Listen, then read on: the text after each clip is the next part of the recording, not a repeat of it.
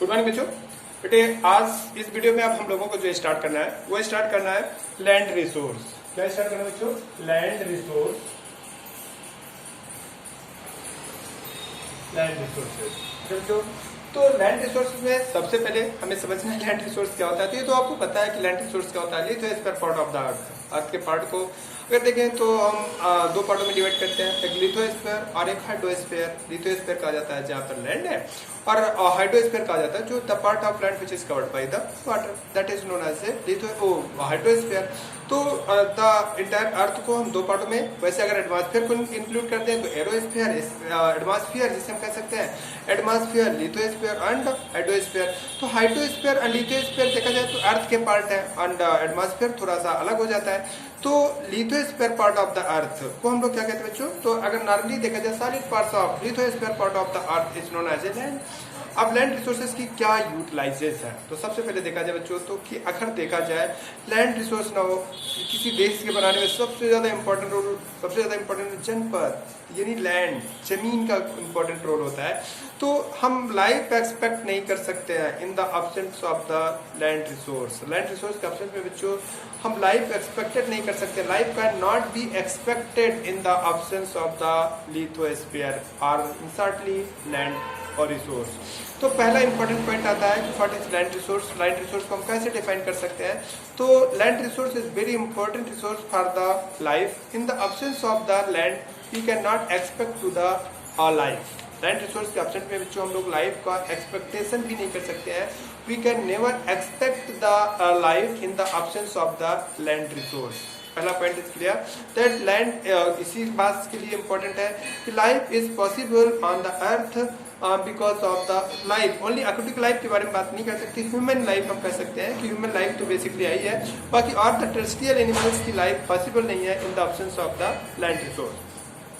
दूसरा, land resource में बेटे all the types of the trees, plant, crops सारी चीजें लैंड रिसोर्स में ही उगती हैं। तो land resource is the basic place, land resource is the base for the growing of the different types of the crops, plants और trees के लिए, और which is the part of life, यानी life है, पार्ट ऑफ लाइफ है। इन the absence of plants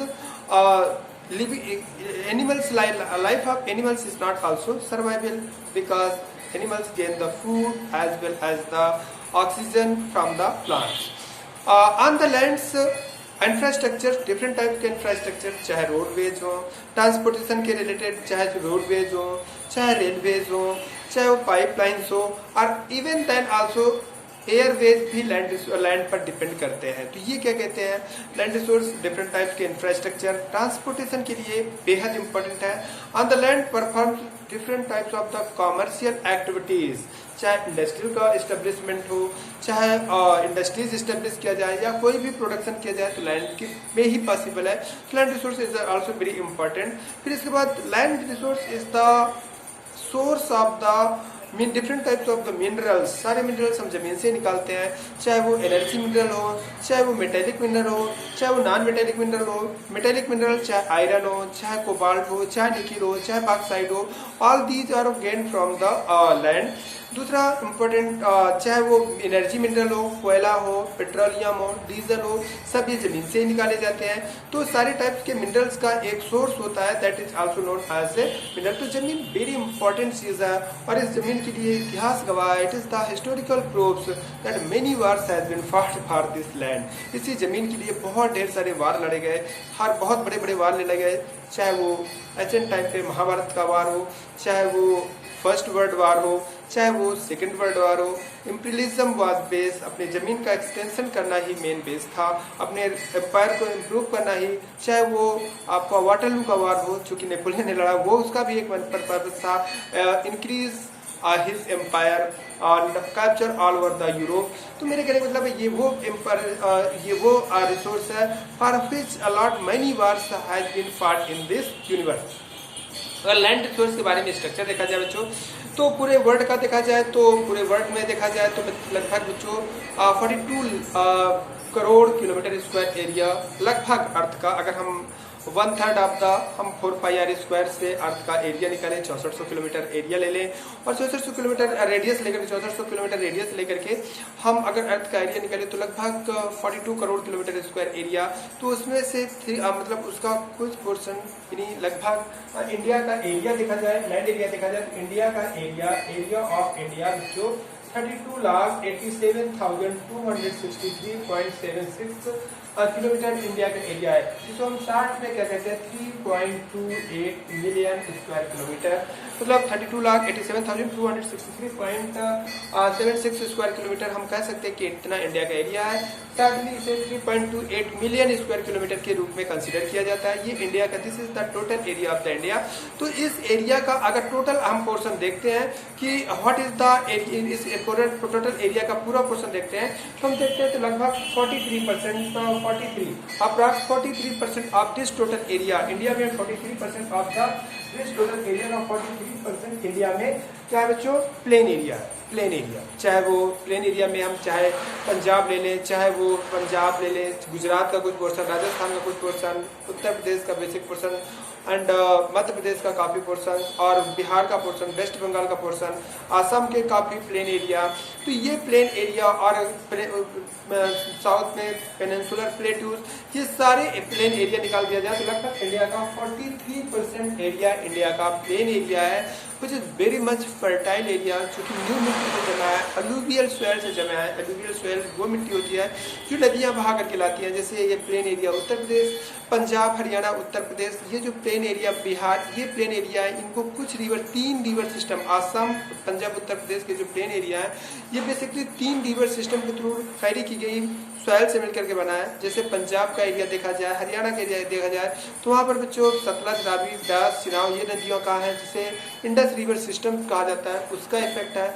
Uttar Pradesh और बिहार का देखा जाए तो this soil is also carried by the Himalaya region from the Himalaya region by the Ganga river system, जिसका बेसिक पार्ट हमारी यमुना भी है और भी ढेर सारी नदियां हैं। तो जब ड्रेनेज के बारे में हम डिस्कस करेंगे तो we will discuss about them. और इसके बाद तीसरा रिवर सिस्टम देखा जाए तो थर्ड रिवर सिस्टम जो बेसिक आता है वो हमारा आता है असम का, क्योंकि वहाँ पर ब्रह्मपुत्र रिवर सिस्टम से, ब्रह्मपुत्र रिवर सिस्टम से ये तो ये क्या कहते हैं, ये 43% एरिया आपको जो लिखना है, मैं नोट्स में आप देखते जाइएगा, मैं सब पॉइंट लिखाया हूँ।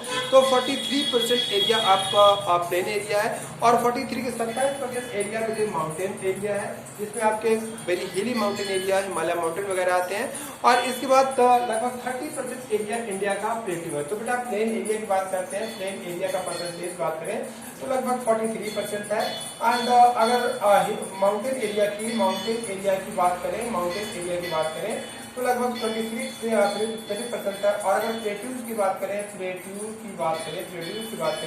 तो लगभग 30% एरिया इंडिया का प्लेट्यूज है। चाहे दक्कन का प्लेट्यू ले लो, चाहे वो क्या कहते हैं ईस्टर्न घाट पर्वत ले लो, वेस्टर्न घाट का ले लो, चाहे वो आपका मालवा का प्लेट्यू ले लो, चाहे वो आपका क्या नाम से दक्कन का प्लेट्यू तो सबसे बड़ा प्लेट्यू है, फिर वो मालवा का प्लेट्यू है और झारखंड का प्लेट्यूज ले लो। ये सारे प्लेट्यूज क्या कहते हैं आपके प्लेट्यू एरिया में आते हैं। तो ये लगभग 30% एरिया में इंडिया के फैले हुए हैं, ठीक है। These relief features are very, ये सारे के सारे फीचर्स बहुत इंपॉर्टेंट है, चाहे प्लेन एरिया हो। Plain area very much important for the growing different types of the crop and ये जो प्लेट्यूज एरिया है very much important for the availability of the minerals. और हिमालय माउंटेन भी बहुत ज़्यादा इंपॉर्टेंट है, चाहे वो हमारे नेचुरल बाउंड्री के रूप में देखा जाए, ये हमारे पूरे नेचुरल बाउंड्री के रूप में वर्क करता है। चाहे वो मानसून के लिए देखा जाए कि अगर मानसून हिमालय माउंटेन ना हो तो मानसून क्रॉस कर जाएगा और हमारे इंडिया में बारिश नहीं हो पाएगी, इंडिया एक रेगिस्तान बन जाएगा और इंडिया में बहुत ज़्यादा सर्दी भी पड़ेगी, क्योंकि उधर से साइबेरिया की तरफ की हवाएं आ जाएंगी और इंडिया एक कोल्ड डेजर्ट बन जाएगा। और चाहे वो different types of the availability of the trees, plant, medicinal plant, इसके लिए भी बहुत ज़्यादा इंपॉर्टेंट है। तो हिमालय माउंटेन भी बहुत ज़्यादा इंपॉर्टेंट है।